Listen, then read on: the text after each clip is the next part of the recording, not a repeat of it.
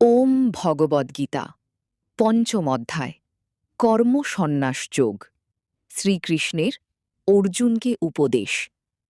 অর্জুন প্রশ্ন করলেন, হে কৃষ্ণ, কর্ম ত্যাগ করা ভালো নাকি কর্মযোগের পথে চলা ভালো?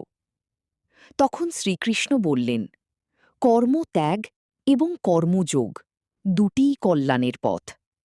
তবে নিজের কর্তব্য সৎভাবে পালন করে কর্মযোগের পথে চলা অধিক সহজ।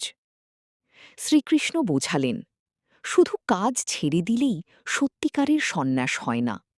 যে ব্যক্তি নিজের কর্তব্য পালন করে কিন্তু কর্মের ফলের প্রতি আসক্ত থাকে না, সেই প্রকৃত অর্থে ত্যাগের পথে এগিয়ে যায়।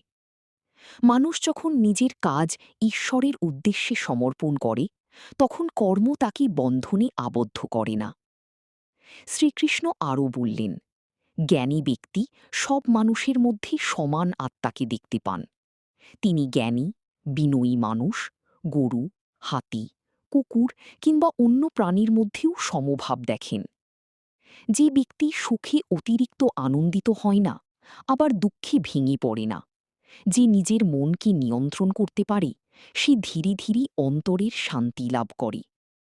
শ্রীকৃষ্ণ বললেন, বাইরের সুখ সবসময় স্থায়ী নয়, কিন্তু যে মানুষ নিজের অন্তরে শান্তি খুঁজে পায়, সে প্রকৃত সুখের অনুভূতি লাভ করতে পারে।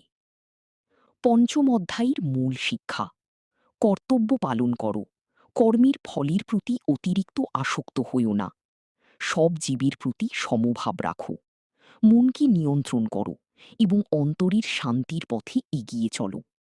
জয় শ্রীকৃষ্ণ।